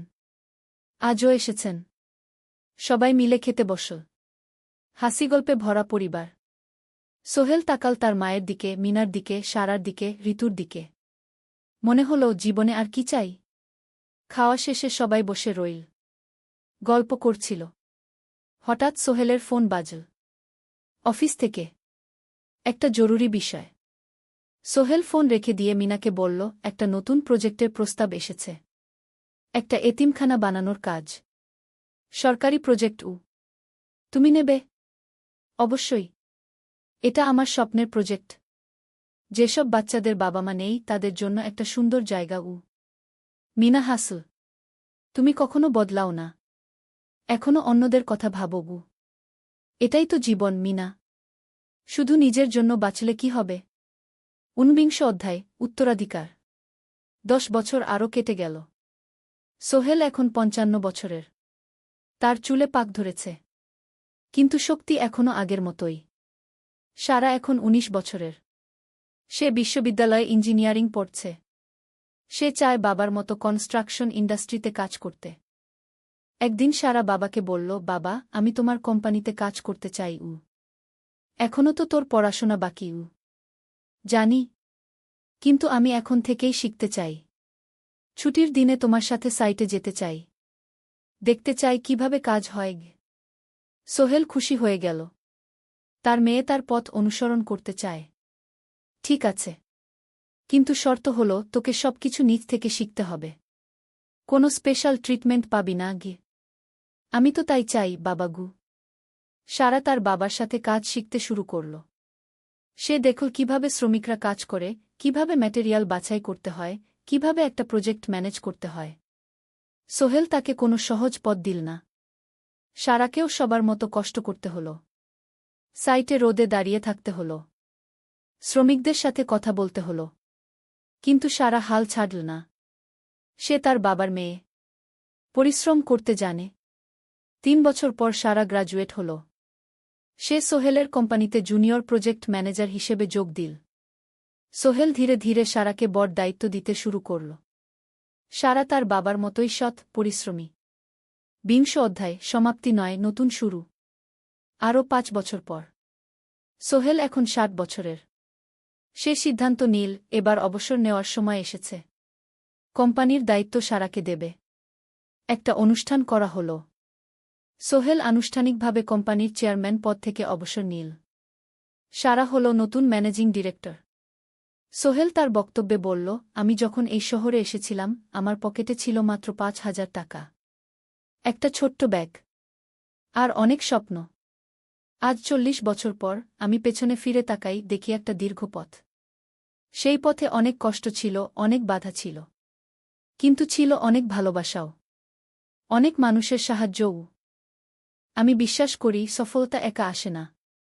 এটা আসে অনেক মানুষের সমর্থন, ভালোবাসা আর বিশ্বাস নিয়ে। আমি যা কিছু অর্জন করেছি তা আমার একার না। এটা আমার পরিবারের, আমার কর্মচারীদের, আমার বন্ধুদের, সবার। আজ আমি আমার মেয়ে সারার হাতে এই দায়িত্ব তুলে দিচ্ছি। আমি জানি সে আমার চেয়ে ভালো করবে। কারণ সে শিখেছে আমার ভুল থেকে, আমার অভিজ্ঞতা থেকে। অনুষ্ঠান শেষ হল। সবাই চলে গেল। সোহেল আর মিনা অফিসে একা দাঁড়িয়ে রইল। মিনা, মনে আছে আমরা প্রথম কখন দেখা হয়েছিলাম? হ্যাঁ। তোমার সেই ছোট্ট মুদি দোকানে। তুমি বিস্কুট কিনতে এসেছিলে। কে ভেবেছিল সেই দিন থেকে আমাদের এই পর্যস্বপ্নের শহর। প্রথম অধ্যায়, যাত্রা শুরু। সকাল 7টা বেজে গেছে। ঢাকার কমলাপুর রেলস্টেশনে মানুষের ভিড়। চারদিকে চা বিস্কুট বিক্রেতাদের চিৎকার, ট্রেনের হর্ন আর যাত্রীদের কোলাহল। এই বিশাল ভিড়ের মধ্যে একটা ছোট্ট ব্যাগ হাতে দাঁড়িয়ে আছে সোহেল। বয়স মাত্র 22। গায়ের রং শ্যামলা, চোখে স্বপ্নের ঝিলিক। ভাইজা, চট্টগ্রামের টিকিট আছে? সোহেল টিকিট কাউন্টারের সামনে দাঁড়িয়ে জিজ্ঞেস করল। আছে। 30 টাকা। কাউন্টারের লোকটা উত্তর দিল। সোহেল তার পকেট থেকে টাকা বের করল। মোট 5,000 টাকা। এই টাকা সে জমিয়েছে গত 3 বছরে রিকশা চালিয়ে। তার স্বপ্ন ছিল চট্টগ্রাম গিয়ে একটা ভালো চাকরি পাওয়া। গ্রামে আর থাকতে চায় না সে। বাবা মারা গেছেন 10 বছর আগে। মা আর ছোট বোন ঋতুকে নিয়ে সংসার চালাচ্ছিল রিকশা চালিয়ে। কিন্তু এভাবে তো আর সারা জীবন চলবে না। টিকিট কেটে সোহেল প্ল্যাটফর্মে এলো। ট্রেন ছাড়বে আর মাত্র 15 মিনিট পরে। সে একটা বেঞ্চে বসে পড়ল। ব্যাগটা বুকের কাছে চেপে ধরল। এই ব্যাগে আছে তার সব সম্পদ, কিছু কাপড়, একটা ছোট্ট ফটো ফ্রেমে বাবা মায়ের ছবি, আর কিছু টাকা। কোথায় যাচ্ছেন? পাশে বসা একজন বয়স্ক মানুষ জিজ্ঞেস করলেন। চট্টগ্রাম, কাকা। চাকরি খুঁজতে যাচ্ছি, কে সোহেল বিনয়ের সাথে উত্তর দিল। ভালো। তবে শহরে সাবধানে থাকবেন। শহর মানে অনেক সুযোগ, কিন্তু অনেক ফাঁদও আছে, বয়স্ক লোকটা বললেন। সোহেল মাথা নাড়ল। সে জানে শহরের জীবন সহজ না। কিন্তু তার কোনো বিকল্প নেই। গ্রামে রিকশা চালিয়ে মাসে ৩,৫০০ টাকা আয় হতো। তার মধ্যে সংসার চালাতে হতো, বোনের স্কুলের খরচ দিতে হতো, মায়ের ওষুধের খরচ দিতে হতো। কিছুই বাঁচত না। আর এই জীবন থেকে বেরোনোর একটাই পথ, শহরে গিয়ে ভালো কাজ খুঁজে নেওয়া। সোহেল মনে মনে ভাবল তার বাবার কথা। বাবা ছিলেন একজন স্কুল শিক্ষক। খুব সৎ মানুষ ছিলেন। সবসময় বলতেন, সোহেল, তুই লেখাপড়া শিখে বড় মানুষ হবি। আমাদের পরিবারে আর কেউ বড় চাকরি করেনি। তুই করবি। কিন্তু বাবা যখন মারা গেলেন তখন সোহেল মাত্র এসএসসি পরীক্ষা দিয়েছে। ফলাফল ভালো হয়েছিল, জিপিএ অর্ধচতু। কিন্তু বাবার মৃত্যুর পর আর পড়া হল না। পরিবারের দায়িত্ব নিতে হল। ট্রেন ছাড়ল। সোহেল জানালার পাশে বসে বাইরে তাকাল। ধানক্ষেত, নদী, ছোট ছোট গ্রাম, সব পেছনে ফেলে ট্রেন এগিয়ে চল। সোহেলের মনে হল সে যেন তার পুরনো জীবনটাকেও পেছনে ফেলে আসছে। ট্রেনে একজন হকার এসে চা বিক্রি করছিল। সোহেল একটা চা কিনল। 10 টাকা। চা খেতে খেতে সে ভাবছিল, চট্টগ্রাম পৌঁছে কি হবে? করিম মামা তাকে সাহায্য করবেন তো? চাকরি পাওয়া যাবে তো? করিম মামা আসলে সোহেলের খুব দূর সম্পর্কের মামা। সোহেলের দাদির বোনের ছেলে। অনেক বছর আগে গ্রাম ছেড়ে চট্টগ্রামে চলে গিয়েছিলেন। সেখানে একটা কনস্ট্রাকশন কোম্পানিতে কাজ করেন। বছরে একবার দুবার গ্রামে আসতেন। গত বছর যখন এসেছিলেন তখন সোহেলের মাকে বলেছিলেন, সোহেলকে চট্টগ্রাম পাঠান। আমি একটা কাজের ব্যবস্থা করে দেব। সেই কথাতেই ভরসা করে সোহেল আজ এই যাত্রা। দ্বিতীয় অধ্যায়, নতুন শহর। চট্টগ্রাম পৌঁছাতে প্রায় 6 ঘণ্টা লেগে গেল। দুপুর 1টা বাজে। সোহেল স্টেশন থেকে বের হয়ে শহরের রাস্তায় দাঁড়াল। কি বিশাল শহর! এত গাড়ি, এত মানুষ। চারদিকে উঁচু উঁচু বিল্ডিং, দোকানপাট, মানুষের ভিড়। সোহেল কিছুক্ষণ দাঁড়িয়ে থাকল, সব কিছু দেখতে দেখতে। তার মনে হচ্ছিল সে যেন অন্য কোনো পৃথিবীতে এসে পড়েছে। তার পকেটে একটা ছোট্ট কাগজ আছে। সেখানে লেখা একটা ঠিকানা, করিম মিয়া, বাড়ি নং 23, রোড নং 5, আগ্রাবাদ, চট্টগ্রামকে। সোহেল একটা রিকশা ডাকল। কত নেবেন আগ্রাবাদ যেতে? 50 টাকা গু। সোহেল রিকশায় উঠল। রাস্তার দুধারে দোকান, মার্কেট, অফিস, সব কিছু দেখতে দেখতে সে অবাক হয়ে গেল। এত বড় শহর! এত কিছু! গ্রামের সেই ছোট্ট বাজারের সাথে কোনো তুলনাই হয় না। প্রায় আধা ঘণ্টা পর রিকশা একটা পুরনো বাড়ির সামনে থামল। 3 তলা বাড়ি, কিন্তু রং উঠে গেছে। সিঁড়ি দিয়ে উঠে 3য় তলায় করিম মামার ফ্ল্যাটে নক করল। দরজা খুলল এক মধ্যবয়সী মহিলা। কে? আসসালামু আলাইকুম, আপা। আমি সোহেল। নোয়াখালীর গ্রাম থেকে এসেছি। করিম মামা বাড়িতে আছেন? মহিলা তাকে মাথা থেকে পা পর্যন্ত দেখল। করিম তো অফিসে গেছে। তুমি কে? কোথা থেকে এসেছ? সোহেল সব খুলে বলল। মহিলা তাকে ভেতরে ঢুকতে দিল। বসো। করিম সন্ধ্যায় ফিরবে গু। ফ্ল্যাটটা ছোট। 2টো রুম, একটা ছোট্ট রান্নাঘর, আর একটা বাথরুম। কিন্তু সোহেলের কাছে খুব সুন্দর লাগল। গ্রামের সেই টিনের ঘরের চেয়ে তো অনেক ভালো। মহিলা তার নাম জানাল, সালমা। করিম মামার স্ত্রী। তাদের 2টো ছেলে, একজন ক্লাস 8-এ পড়ে, আরেকজন ক্লাস 5-এ। খেয়েছ? সালমা আপা জিজ্ঞেস করল। না আপা গু। অপেক্ষা করো। ভাত আছে, মাছ আছে। খাও। সোহেল প্রথমে রাজি হতে চাইল না। কিন্তু খুব খিদে পেয়েছিল। সকাল থেকে শুধু একটা চা আর বিস্কুট খেয়েছে। খাওয়া দাওয়ার পর সোহেল বসে রইল। সালমা আপা তাকে গল্প করতে লাগল। তোমার মা কেমন আছেন? তোমার বোন? ভালো আছে আপা। মার একটু গেটে বাত আছে। ওষুধ খাচ্ছেন। বোন স্কুলে পড়েকু। তুমি কি করতে চাও এখানে? চাকরি খুঁজছি আপা। যে কোনো কাজ করব। বাসায় মা আর বোনকে টাকা পাঠাতে হবে। সালমা আপা মাথা নাড়ল। করিম তোমার জন্য কিছু একটা করবে। সে ভালো মানুষ গ। সারাদিন অপেক্ষা করু সোহেল। সন্ধ্যা ছটায় করিম মামা ফিরলেন। 50-এর কাছাকাছি বয়স, কালো রঙের প্যান্ট শার্ট পরা, হাতে একটা ব্যাগ। আরে সোহেল, কবে এলি? করিম মামা খুশি হয়ে বললেন। আজ সকালে মামা গু। করিম মামা তাকে জড়িয়ে ধরলেন। অনেকদিন পর দেখলাম। কেমন আছিস? ভালো আছি মামা গি। ভালো করেছিস এসে। এখানে অনেক সুযোগ আছে। তোর জন্য একটা কাজের ব্যবস্থা করে দেব। তবে প্রথমে কয়েকদিন এখানে থাক। শহরটা একটু চিনে নে। তারপর কাজে যোগ দিবি। সোহেলের মনে আসার আলো জ্বল। সে ভাবল হয়তো তার ভাগ্য এবার পাল্টাবে। 3য় অধ্যায়, প্রথম চাকরি। 1 সপ্তাহ পরে করিম মামা সোহেলকে তার কোম্পানিতে নিয়ে গেলেন। কোম্পানির নাম আলামিন কনস্ট্রাকশন। অফিসটা শহরের কেন্দ্রে 5 তলা একটা বিল্ডিংয়ের দোতলায়। মালিক আলী সাহেব। 50-এর কাছাকাছি বয়স, মোটা চেহারা, চোখে সোনার ফ্রেমের চশমা। বড়লোক মানুষ, কিন্তু খুব কড়া। এই ছেলেটাকে কি কাজে লাগাবেন? আলী সাহেব করিম মামাকে জিজ্ঞেস করলেন। স্যার, ও আমার আত্মীয়। গ্রাম থেকে এসেছে। খুব পরিশ্রমী। যে কোনো কাজে লাগাতে পারেন। আলী সাহেব সোহেলের দিকে তাকালেন। তুমি কি পড়েছ? Sir, SSC pass. জিপিএ অর্ধচতু। হুম। ভালো। কম্পিউটার চালাতে পারো? না স্যার, পারি না। কিন্তু শিখতে চাই। আলী সাহেব একটু ভাবলেন। ঠিক আছে। তোমাকে অফিসের কাজে রাখব। ফাইল গুছানো, চা বানানো, কাগজপত্র নিয়ে যাওয়া না, এসব। মাসে 5,000 টাকা। রাজি আছো? জি স্যার। সোহেল খুশি হয়ে গেল। 5,000 টাকা। রিকশা চালিয়ে 3,500 পেত। এখানে 5,000। কাজ শুরু হলো পরদিন থেকে। সকাল 8টায় অফিসে যেতে হয়, ফিরতে হয় সন্ধ্যা 7টায়। প্রথম দিন সোহেল ঘুম থেকে উঠল ভোর 5টায়। তৈরি হয়ে 7:30টায় অফিসের উদ্দেশ্যে বের হল। করিম মামার বাড়ি থেকে অফিস প্রায় 5 কিলোমিটার। বাসে যেতে হয়। অফিসে পৌঁছে সোহেল দেখল সেই প্রথম আলী সাহেব এখনো আসেননি। অফিস খোলা ছিল না। 8-10 মিনিট পর একজন লোক এসে অফিস খুল। তুমি নতুন? জি। আমি সোহেল গু। আমি জাহিদ, অ্যাসিস্ট্যান্ট ম্যানেজার। এসো। জাহিদ ভাই সোহেলকে সব কিছু দেখাল। অফিসে মোট 6 জন কর্মচারী।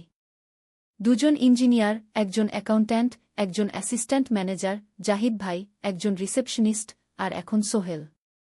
সোহেলের কাজ শুরু হলো চা বানানো দিয়ে। তারপর অফিস পরিষ্কার করা, ফাইল গুছানো, কাগজপত্র এক জায়গা থেকে আরেক জায়গায় নিয়ে যাওয়া। কাজ কঠিন না, কিন্তু সারাদিন দৌড়ঝাঁপ করতে হয়। দুপুরে খাবারের জন্য আধা ঘন্টা বিরতি। সোহেল একটা ছোট হোটেলে গিয়ে ভাতডাল তরকারি খেল। 50 টাকা। সন্ধ্যায় অফিস বন্ধ হল। সোহেল ক্লান্ত হয়ে বাসায় ফিরল। কেমন লাগল প্রথম দিন? করিম মামা জিজ্ঞেস করলেন। ভালো মামা। অনেক কিছু শিখলাম। প্রথম মাসের শেষে সোহেল বেতন পেল 5,000 টাকা। সে 3,000 টাকা মাকে পাঠাল। মা ফোনে কাঁদতে লাগলেন। আল্লাহ তোকে ভালো রাখুক সোহেল। সোহেলের চোখেও জল এলো। তার মনে হল সে একটা বড় কাজ করতে পেরেছে। 4র্থ অধ্যায়, শহরের জীবন। 3 মাস কেটে গেল। সোহেল এখন শহরের সাথে মিশে গেছে। প্রতিদিন অফিসে যাওয়া আসার পথে সে দেখে হাজারো মানুষের জীবন। কেউ সফল, কেউ ব্যর্থ। কিন্তু সবাই চলছে নিজের পথে। সোহেল অফিসের কাজের পাশাপাশি কম্পিউটার শেখার চেষ্টা করছে। অফিসে একটা কম্পিউটার আছে। যখন কেউ ব্যবহার করে না, তখন সোহেল একটু একটু শিখার চেষ্টা করে। জাহিদ ভাই তাকে সাহায্য করেন। সোহেল, তুমি যদি কম্পিউটার ভালোভাবে শিখতে পারো, তাহলে তোমার ভবিষ্যৎ উজ্জ্বল। জাহিদ ভাই একদিন বললেন। কিভাবে শিখব ভাই? ট্রেনিং সেন্টারে যাও। সন্ধ্যায় ক্লাস আছে। মাসে 2,000 টাকা লাগবে। সোহেল ভাবল, ২,০০০ টাকা অনেক। কিন্তু এটা বিনিয়োগ। ভবিষ্যতের জন্য। সে একটা ট্রেনিং সেন্টারে ভর্তি হল। সপ্তাহে ৩ দিন সন্ধ্যা ৭:৩০ থেকে রাত ৯টা পর্যন্ত ক্লাস। কম্পিউটারের basic, MS word, excel, PowerPoint, internet ব্যবহার।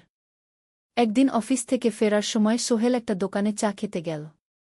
দোকানের পাশেই একটা ছোট্ট মুদি দোকান। সেখানে একটা মেয়ে বসে আছে। বয়স হবে ২০-এর কাছাকাছি।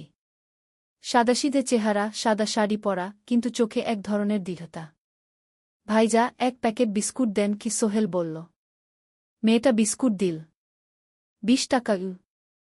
সোহেল টাকা দিয়ে যাচ্ছিল, হঠাৎ মেয়েটা বলল, আপনি নতুন এসেছেন এই এলাকায়, তাই না? হ্যাঁ। ৩ মাস হল। কিভাবে বুঝলেন? আপনার চেহারা দেখেই বোঝা যায়।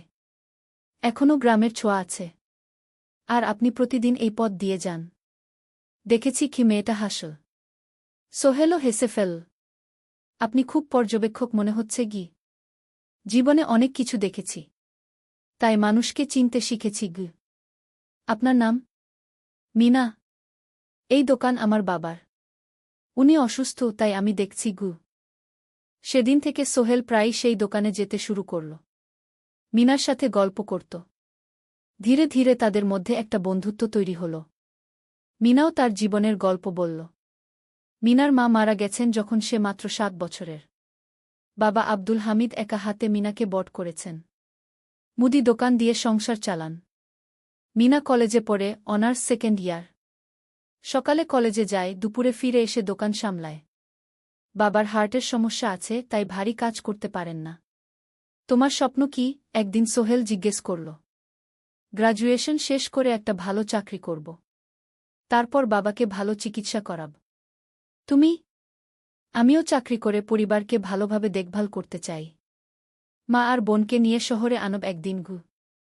দুজনেই নিজেদের স্বপ্নের কথা বলতে গিয়ে বুঝল তাদের স্বপ্ন অনেকটা একই রকম।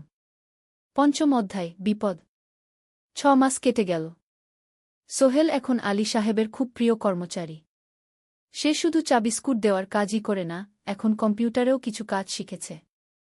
ছোটখাটো টাইপিং, ডেটা এন্ট্রি এসব করতে পারে। আলী সাহেব খুশি হয়ে তার বেতন বাড়িয়ে ৮,০০০ টাকা করে দিয়েছেন। একদিন রাতে সোহেল অফিস থেকে ফিরছিল। সেদিন একটু দেরি হয়ে গেছে। রাত প্রায় ৯টা। সাধারণত সোহেল সন্ধ্যা ৭:৩০টায় ফিরে। কিন্তু সেদিন অফিসে একটা জরুরি কাজ ছিল। বাস থেকে নেমে সোহেল বাড়ির দিকে হাঁটছিল। হঠাৎ একটা অন্ধকার গলিতে ৩ জন লোক তাকে ঘিরে ধরল। তাদের চেহারা দেখেই বোঝা যাচ্ছিল ভালো উদ্দেশ্য নিয়ে আসেনি। টাকা দে তাড়াতাড়ি, একজন বলল। তার হাতে একটা ছুরি। সোহেল ভয় পেয়ে গেল। ভাই, আমার কাছে খুব কম টাকা আছে গি। যা আছে দে। তাড়াতাড়ি করো। সোহেল কাঁপতে কাঁপতে তার পকেট থেকে ৫ টাকা বের করে দিল। এই টাকা দিয়ে সে বাজার করবে ভেবেছিল। কিন্তু ছিনতাইকারীরা সন্তুষ্ট হল না। শুধু ৫ টাকা? তোর ব্যাগে কি আছে? তারা সোহেলের ব্যাগ কেড়ে নিল। ব্যাগে ছিল তার মোবাইল, কম্পিউটার ট্রেনিং সেন্টারের সার্টিফিকেট আর কিছু গুরুত্বপূর্ণ কাগজপত্র। না ভাই, ব্যাগটা ফেরত দেন। ওতে আমার জরুরি জিনিস আছে। মোবাইল নিয়ে নেন, কিন্তু ব্যাগটা দেন গু। কিন্তু ওরা শুনল না। একজন সোহেলকে জোরে ধাক্কা দিল। সোহেল পড়ে গেল। মাথা রাস্তার কংক্রিটে ধাক্কা লেগে গেল। রক্ত বের হল। ৩ জন দৌড়ে পালিয়ে গেল। কিছুক্ষণ সোহেল অজ্ঞান হয়ে পড়ে রইল। তারপর ধীরে ধীরে জ্ঞান ফিরল। মাথায় প্রচণ্ড ব্যথা। সে উঠে দাঁড়ানোর চেষ্টা করল, কিন্তু মাথা ঘুরছিল। কোনোমতে একটা দেয়াল ধরে দাঁড়াল। একজন পথচারী তাকে দেখে থামল। কি হয়েছে ভাই? ছিনতাই হয়েছে গি? এসো, আমি তোমাকে হাসপাতালে নিয়ে যাই। কিন্তু সোহেল রাজি হল না। না, ঠিক আছি। বাড়ি যেতে পারব। সে কোনোমতে করিম মামার বাড়িতে পৌঁছাল। দরজা খুলেই সালমা আপা চিৎকার করে উঠলেন। ও আল্লাহ! কি হয়েছে? করিম মামা দৌড়ে এলেন। সোহেলকে ভেতরে নিয়ে গেলেন। তার মাথায় জল ঢেলে রক্ত পরিষ্কার করলেন। ক্ষতটা বেশ গভীর। হাসপাতালে যেতে হবে কি? করিম মামা বললেন। তারা একটা অটোরিকশা নিয়ে নিকটস্থ হাসপাতালে গেলেন। ডাক্তার সোহেলের মাথায় 3টা সেলাই দিলেন। বলল, 1 সপ্তাহ বিশ্রাম নিতে হবে। কোনো ভারী কাজ করা যাবে না।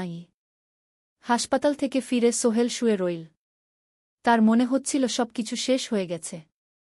মোবাইল চলে গেছে, গুরুত্বপূর্ণ কাগজপত্র চলে গেছে। এখন 1 সপ্তাহ অফিস করতে পারবে না। পরদিন সকালে করিম মামা আলী সাহেবকে ফোন করে সব জানালেন। আলী সাহেব বললেন, ঠিক আছে, সোহেল ভালো হয়ে এলে আসবে, চিন্তার কিছু নেই গি। মিনা যখন এই খবর শুনল, সে সন্ধ্যায় সোহেলকে দেখতে এল করিম মামার বাড়িতে। সাথে এনেছিল কিছু ফল। কি হয়েছিল? মিনা চিন্তিত গলায় জিজ্ঞেস করল। সোহেল সব বলল। মিনা রেগে গেল। এই শহরে এখন অনেক অপরাধ বেড়ে গেছে। পুলিশ কিছু করে না। তুমি পুলিশে রিপোর্ট করেছ? না। লাভ নেই। তবুও করা উচিত। তোমার মোবাইলটা হয়তো খুঁজে পাওয়া যাবে গি। করিম মামা সোহেলকে নিয়ে পুলিশ স্টেশনে গেলেন। জেনারেল ডায়েরি করলেন। কিন্তু পুলিশ খুব একটা আশা দিল না। দেখি কিছু করা যায় কিনা গু। সোহেল বুঝল মোবাইল আর ফিরবে না। সেই 1 সপ্তাহ সোহেলের জীবনের সবচেয়ে কঠিন সময় ছিল। সে শুধু শারীরিকভাবেই ক্ষতিগ্রস্ত হয়নি, মানসিকভাবেও ভেঙে পড়েছিল। প্রতিরাতে দুঃস্বপ্ন দেখত। সেই 3 জন ছিনতাইকারীর মুখ ভুলতে পারছিল না। মিনা প্রায় প্রতিদিন আসত। তাকে সাহস দিত। তুমি হাল ছেড়ো না সোহেল। জীবনে এরকম খারাপ সময় আসে। কিন্তু এটা কাটিয়ে ওঠাই হলো আসল বীরত্ব। সোহেলের মা গ্রাম থেকে ফোন করতেন। করিম মামার মোবাইল থেকে। তুই ভালো আছিস তো? সোহেল মাকে সব সত্যি বলেনি। শুধু বলেছে, হ্যাঁ মা, ভালো আছি। একটু জ্বর হয়েছিল।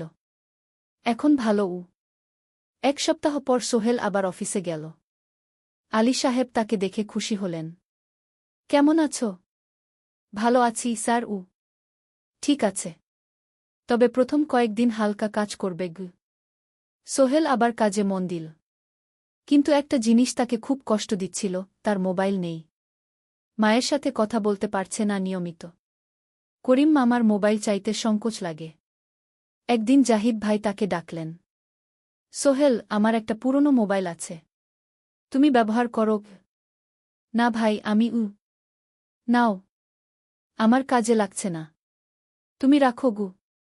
সোহেল কৃতজ্ঞতায় প্রায় কেঁদে ফেল। ধন্যবাদ ভাই। মোবাইল পেয়ে সোহেল প্রথমেই মাকে ফোন করল। মা খুব খুশি হলেন। এতদিন ফোন করিসনি কেন? মা, মোবাইলটা নষ্ট হয়ে গিয়েছিল। নতুন নিয়েছি। মায়ের গলায় স্বস্তি ফুটে উঠল। 6ষ্ঠ অধ্যায়, নতুন সুযোগ। আরও 3 মাস কেটে গেল। সোহেল পুরোপুরি সুস্থ হয়ে গেছে। তার জীবন আবার স্বাভাবিক হয়ে এসেছে। সে এখন কম্পিউটার ট্রেনিং শেষ করেছে। সার্টিফিকেট পেয়েছে। কিন্তু একটা ঘটনা তার জীবনে বড় পরিবর্তন নিয়ে এলো। একদিন সকালে আলী সাহেব তাকে ডাকলেন। সোহেল, বসো। সোহেল বসল। মনে একটু ভয় লাগছিল। আলী সাহেব কি তাকে বকবেন? সোহেল, তুমি তো এখন কম্পিউটার চালাতে পারো? জি স্যার, একটু একটু শিখেছি। ভালো। আমি তোমার কাজ দেখছি। তুমি খুব পরিশ্রমী। আর সৎ। আমাদের কোম্পানিতে এরকম মানুষের দরকার গু। সোহেল কিছু বুঝতে পারছিল না। আমি তোমাকে একটা সুযোগ দিতে চাই। আমাদের কোম্পানি একটা ট্রেনিং প্রোগ্রাম চালু করছে নতুন কর্মচারীদের জন্য। 6 মাসের কোর্স। কম্পিউটার অ্যাকাউন্টিং, ভবন নির্মাণের হিসাব নিকাশ, প্রজেক্ট ম্যানেজমেন্ট সব শিখবে। কোম্পানি সব খরচ দেবে। ট্রেনিংয়ের সময় তোমার বেতনও চলবে। রাজি আছো? সোহেল বিশ্বাস করতে পারছিল না। স্যার, সত্যি? আমাকে এত বড় সুযোগ দিচ্ছেন? হ্যাঁ। তুমি ভালো ছেলে, পরিশ্রমী। আমি তোমাকে এগিয়ে দিতে চাই। ভবিষ্যতে তুমি এই কোম্পানির একজন গুরুত্বপূর্ণ কর্মচারী হবে। সোহেল কৃতজ্ঞতায় প্রায় কেঁদে ফেল। ধন্যবাদ স্যার। আমি কঠোর পরিশ্রম করব। আমি জানি। সেদিন সন্ধ্যায় সোহেল মিনার দোকানে গেল। মিনাকে খবরটা দিল। মিনা খুব খুশি হল। তার চোখে জল এসে গেল। তুমি পারবে সোহেল। আমি জানি। সোহেল তার মা আর বোনকেও ফোন করে খবরটা দিল। মা কাঁদতে লাগলেন। তোর বাবা বেঁচে থাকলে কত খুশি হতো। ট্রেনিং শুরু হলো পরের মাস থেকে। প্রতিদিন সকালে ৩ ঘণ্টা ক্লাস, তারপর বাকি সময় অফিসের কাজ। ক্লাসে ৫ জন নতুন কর্মচারী। সবাই তরুণ, উৎসাহী। শিক্ষক ছিলেন একজন অভিজ্ঞ ইঞ্জিনিয়ার। নাম রহিম স্যার। তিনি খুব ভালোভাবে সব কিছু বুঝাতেন। কম্পিউটার অ্যাকাউন্টিং, এক্সেলে জটিল ক্যালকুলেশন, প্রজেক্টের বাজেট তৈরি, সময় ব্যবস্থাপনা, সব। সোহেল পুরো মনোযোগ দিয়ে শিখতে লাগল। সন্ধ্যায় বাড়ি ফিরে প্র্যাকটিস করত। করিম মামার ছেলের কাছ থেকে একটা ল্যাপটপ ধার নিত কখনো কখনো। ৬ মাস পরে ট্রেনিং শেষ হল। সবাই সার্টিফিকেট পেল। আলী সাহেব একটা অনুষ্ঠান করলেন। সোহেল সেরা পারফর্মার হিসেবে একটা বিশেষ পুরস্কার পেল, ৫,০০০ টাকা বোনাস। আলী সাহেব ঘোষণা করলেন, সোহেল, আজ থেকে তুমি আমাদের জুনিয়র অ্যাকাউন্ট অ্যাসিস্ট্যান্ট। তোমার বেতন ১৫,০০০ টাকা গু। সোহেল অবাক হয়ে গেল। ৮,০০০ থেকে ১৫,০০০, প্রায় দ্বিগুণ। সেদিন রাতে সোহেল ঘুমাতেই পারল না। খুশিতে, উত্তেজনায় তার চোখে ঘুম নেই। সে ভাবল তার জীবন কিভাবে বদলে যাচ্ছে। ২ বছর আগে যে রিকশা চালাত, আজ সে একটা নামকরা কোম্পানির অ্যাকাউন্ট অ্যাসিস্ট্যান্ট। ৭ম অধ্যায়, প্রেম ও প্রস্তাব। ১.৫ বছর হয়ে গেল সোহেলের চট্টগ্রাম আসার। সে এখন একজন সফল যুবক। তার মা গ্রামে খুব খুশি। প্রতি মাসে সোহেল ১০,০০০ টাকা পাঠায়। ছোট বোন ঋতু এখন কলেজে ভর্তি হয়েছে সোহেলের পাঠানো টাকায়। মায়ের চিকিৎসাও ভালোভাবে হচ্ছে। মিনার সাথে সোহেলের সম্পর্ক এখন আর শুধু বন্ধুত্ব নয়। দুজন দুজনকে ভালোবাসে। কিন্তু কেউ কাউকে সরাসরি বলার সাহস পায়নি। প্রতিদিন দেখা হয়, গল্প হয়, কিন্তু সেই একটা কথা বলা হয়ে ওঠে না। একদিন শুক্রবার ছুটির দিন। সোহেল মিনাকে বলল, আজ কি একটু ঘুরতে যাবে? কোথায়? পতেঙ্গা বিচ। তুমি কি কখনো গেছ? না। কিন্তু আমার দোকান গ। শুক্রবার। তোমার বাবা সামলাবে গ। মিনা রাজি হয়ে গেল। দুপুরে দুজনে বাস নিয়ে পতেঙ্গা গেল। সমুদ্র দেখে মিনা অবাক হয়ে গেল। কি সুন্দর! দুজনে বালিতে বসল। ঢেউয়ের শব্দ শুনতে শুনতে গল্প করছিল। হঠাৎ সোহেল বলল, মিনা, তোমার সাথে কিছু বলার ছিল। বলো। সোহেল একটা লম্বা শ্বাস নিল। তুমি জানো, আমি তোমাকে ভালোবাসি। মিনা হাসল। তার চোখ ভিজে গেল। জানি। আমিও তোমাকে ভালোবাসি, সোহেল। সোহেল অবাক হয়ে গেল। সত্যি? হ্যাঁ। অনেকদিন ধরেই জানি। তুমি আমার জীবনে এসে সব কিছু বদলে দিয়েছ। তোমার সাথে থাকলে আমার মনে হয় আমি যে কোনো কিছু করতে পারব। দুজনে কিছুক্ষণ চুপ করে বসে রইল। সমুদ্রের ঢেউ এসে পায়ে লাগছিল। সূর্য পশ্চিমে ঢলে পড়ছে। আকাশ লালকুমলা হয়ে গেছে। কিন্তু আমার বাবার সাথে কথা বলতে হবে, কি মিনা বলল। আমি তৈরি। যখন বলবে তখন বলব। পরের সপ্তাহে সোহেল মিনার বাবার সাথে কথা বলল। আব্দুল হামিদ সাহেব প্রথমে একটু দ্বিধা করলেন। তুমি কোনো পরিবারের ছেলে? তোমার বাবা কি করতেন? সোহেল সব সত্যি বলল। তার বাবা ছিলেন স্কুল শিক্ষক। মারা গেছেন ১০ বছর আগে। মা গ্রামে থাকেন। ছোট বোন কলেজে পড়ে। তুমি নিজে কি করো? আমি আলামিন কনস্ট্রাকশন কোম্পানিতে জুনিয়র অ্যাকাউন্ট অ্যাসিস্ট্যান্ট। মাসে ১৫,০০০ টাকা বেতন। আব্দুল হামিদ সাহেব ভাবলেন। তারপর বললেন, দেখো, মিনা আমার একমাত্র সন্তান। তার মা নেই। আমি একা তাকে বড় করেছি। আমি চাই মিনা একজন ভালো ছেলের সাথে বিয়ে হোক। তুমি দেখতে ভালো ছেলে মনে হচ্ছে। কিন্তু আমাকে তোমার মায়ের সাথে দেখা করতে হবে। তোমার পরিবারকে জানতে হবে। জি আঙ্কেল। আমি ব্যবস্থা করছি। সোহেল খুশিতে আটখানা। সে সেদিন রাতেই তার মাকে ফোন করল। মাকে সব বলল। মা প্রথমে অবাক হলেন। তারপর খুশি হলেন। মিনা মেয়েটা কেমন? খুব ভালো, মা। তুমি দেখলে পছন্দ করবে। ঠিক আছে। আমি আর ঋতু আসছি চট্টগ্রাম। ২ সপ্তাহ পর সোহেলের মা আর বোন চট্টগ্রাম এল। সোহেল তাদের নিয়ে মিনার বাড়িতে গেল। ২ পরিবার একসাথে বসল। মিনার বাবা সোহেলের মাকে দেখে খুশি হলেন। সোহেলের মা সহজ সরল ভদ্রমহিলা। আপনার ছেলে খুব ভালো। মিনা তাকে পছন্দ করে। আমিও রাজি গো, আব্দুল হামিদ সাহেব বললেন। আমার সোহেল সৎ ছেলে। মিনাকে খুব ভালোবাসে। আমি জানি ও মিনাকে সুখে রাখবে কি, সোহেলের মা বললেন। বিয়ের তারিখ ঠিক হল 3 মাস পর। এই 3 মাসে সোহেল যথেষ্ট টাকা জমাবে। বিয়ে হবে সাদামাটা কিন্তু সুন্দর।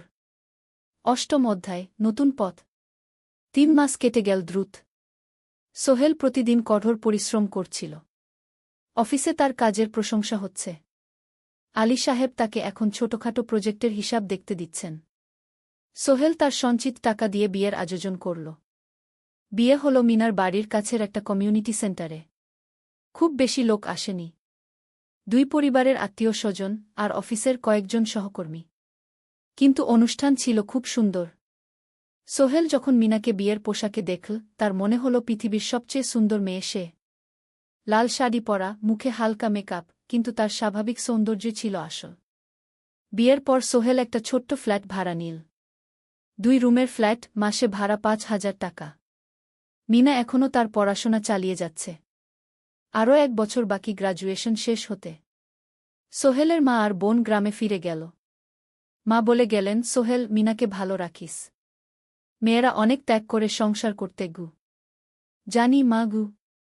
নতুন জীবন শুরু হল। সোহেল সকালে অফিসে যায়, সন্ধ্যায় ফেরে। মিনা সকালে কলেজে যায়, দুপুরে ফিরে রান্না করে, ঘর গোছায়। সন্ধ্যায় দুজনে একসাথে বসে পড়াশোনা করে, গল্প করে, টিভি দেখে। জীবন সুন্দর ছিল। কিন্তু চ্যালেঞ্জও ছিল। মাসিক খরচ, ভাড়া 5,000, বাজার 3,000, বিদ্যুৎ গ্যাস 1,000, মায়ের জন্য 5,000, মিনার কলেজের খরচ 1,200। মোট প্রায় 14,000 টাকা। বাঁচত মাত্র 1,000 খানেক। কিন্তু সোহেল হাল ছাড়ল না। সে সন্ধ্যায় একটা কম্পিউটার ট্রেনিং সেন্টারে পার্ট টাইম পড়ানো শুরু করল। সপ্তাহে 3 দিন 2 ঘন্টা করে। এতে মাসে আরও 3,000 টাকা আসতে লাগল। মিনাও বসে থাকল না। সে বাড়িতে বসে কয়েকজন স্কুলের ছাত্রছাত্রীকে টিউশন পড়াতে শুরু করল। মাসে 2,000 টাকা আয়। এভাবে কেটে গেল 6 মাস। দুজন মিলে পরিবার চালাচ্ছে, স্বপ্ন দেখছে। একদিন সোহেল বলল, মিনা, আমি একটা নতুন স্বপ্ন দেখছি গু।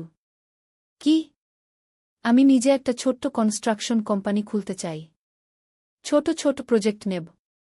বাড়ি মেরামত, ছোট বিল্ডিং বানানো, এসব। তোমার কি যথেষ্ট অভিজ্ঞতা আছে? আছে। আমি 2 বছর ধরে এই কাজের সাথে জড়িত। অনেক কিছু শিখেছি। আর আলী সাহেবও আমাকে সাহায্য করবেন গু। কিন্তু টাকা কোথায়? কোম্পানি খুলতে তো অনেক টাকা লাগবে গি। আমি জমাচ্ছি। আরও 1 বছর কাজ করব। তারপর চেষ্টা করব। মিনা তাকে সমর্থন দিল। তুমি পারবে। তোমার মধ্যে সেই শক্তি আছে গি। 9ম অধ্যায়, চ্যালেঞ্জের সময়। কিন্তু ভাগ্য সবসময় অনুকূলে থাকে না। সোহেল যখন স্বপ্ন দেখছিল নিজের কোম্পানি খোলার, তখনই একটা বড় সমস্যা এলো।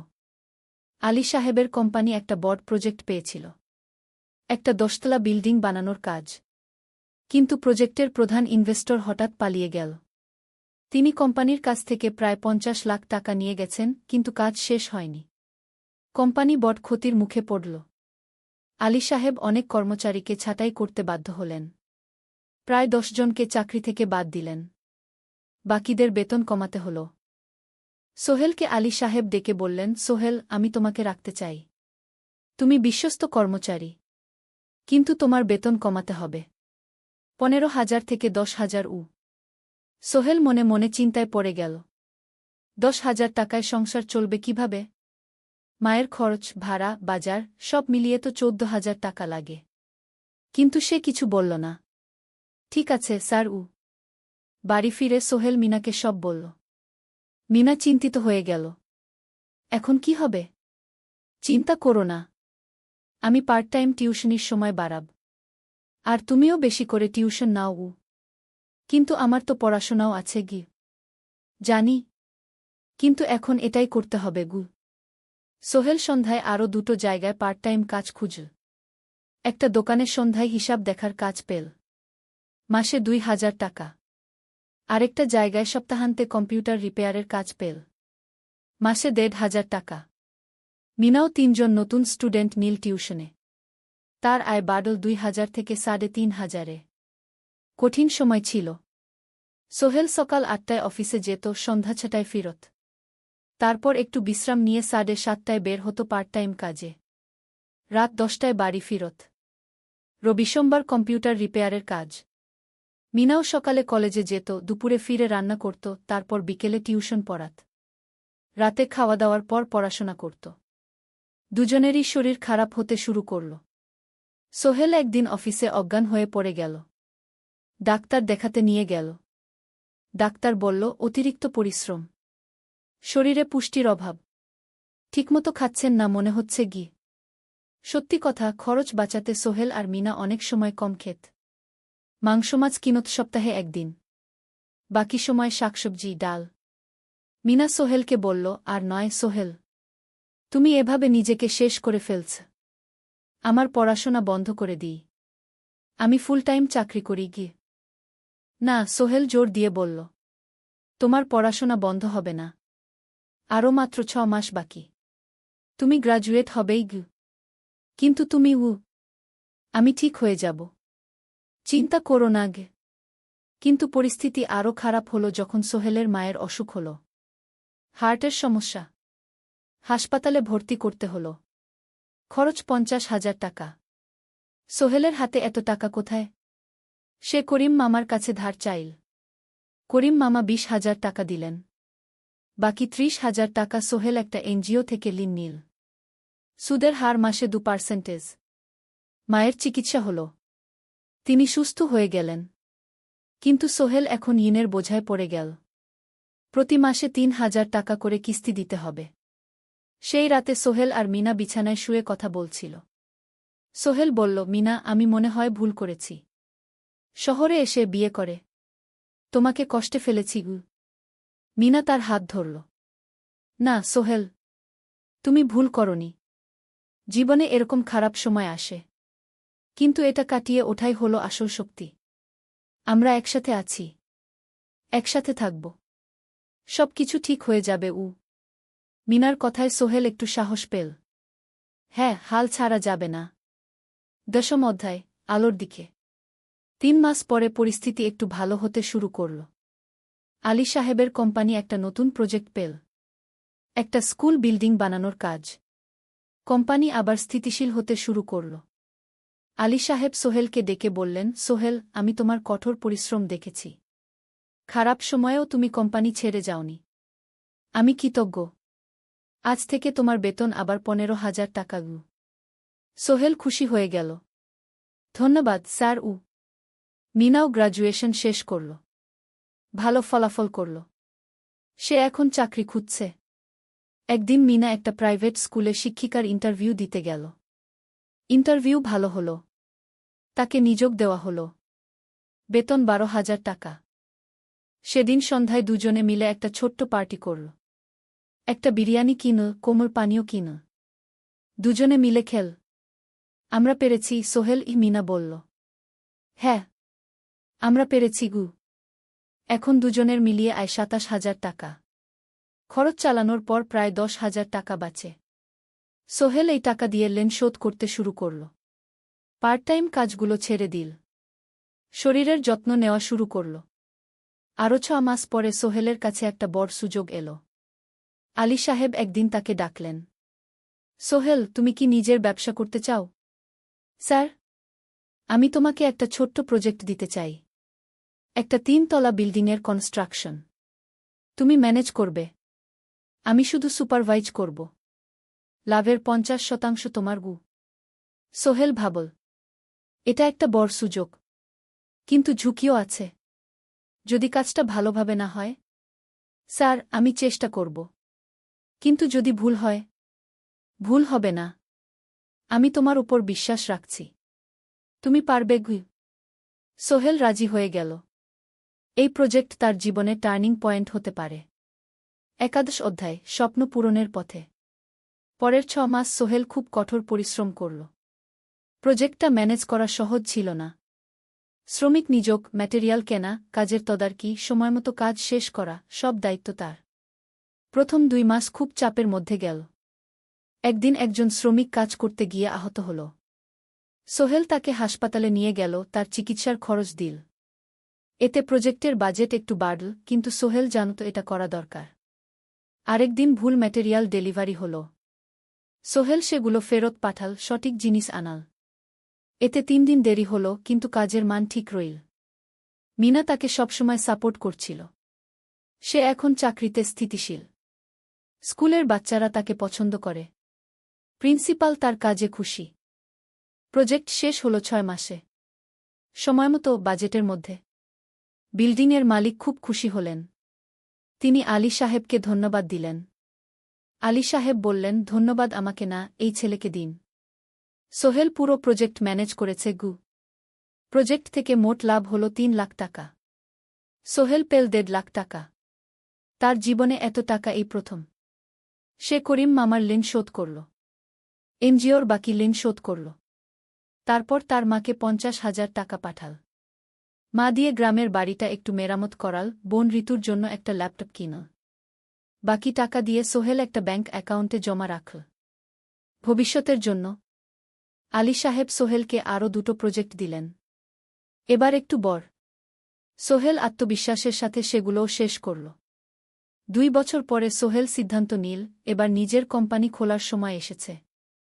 দ্বাদশ অধ্যায়, নতুন শুরু। সোহেল তার সব জমানো টাকা দিয়ে একটা ছোট্ট অফিস ভাড়া নিল। 2 রুমের অফিস।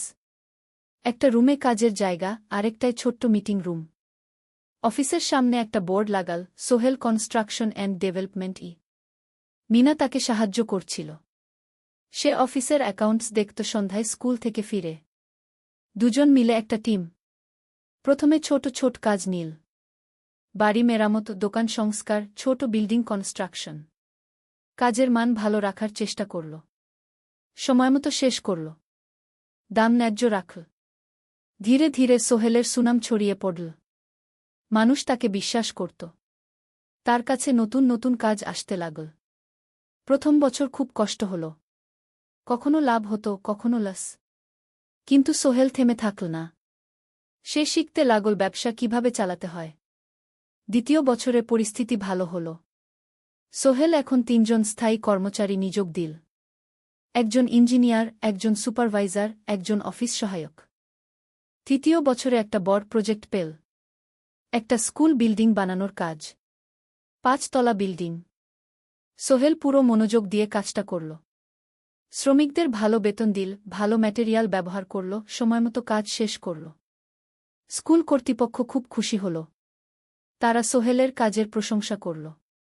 এই প্রজেক্ট থেকে সোহেল প্রায় 5 লাখ টাকা লাভ করল। এই টাকা দিয়ে সে আরও ভালো একটা অফিস নিল। আরও কর্মচারী নিয়োগ দিল। এখন তার কোম্পানিতে 10 জন স্থায়ী কর্মচারী। প্রজেক্ট অনুযায়ী আরও শ্রমিক নিয়োগ দেওয়া হয়। ত্রয়োদশ অধ্যায়, পরিবার। এদিকে সোহেল আর মিনার সংসারেও খুশির খবর এল। মিনা গর্ভবতী। 9 মাস পর তাদের একটা মেয়ে হল। নাম রাখল সারা। সারা যখন জন্মাল, সোহেলের মা আর বোন চট্টগ্রামে এল। মা 1 মাস থেকে গেলেন। মিনাকে সাহায্য করলেন। সোহেল এখন একটা বড় ফ্ল্যাট ভাড়া নিয়েছে। 3 রুমের ফ্ল্যাট। একটা রুমে সোহেল, মিনা, একটায় সারা, আরেকটায় অতিথি রুম। মায়ের জন্য সোহেল সিদ্ধান্ত নিল তাকে চট্টগ্রামে নিয়ে আসবে। গ্রামে একা থাকা ঠিক না। কিন্তু মা রাজি হলেন না। না বাবা, আমি গ্রামেই থাকব।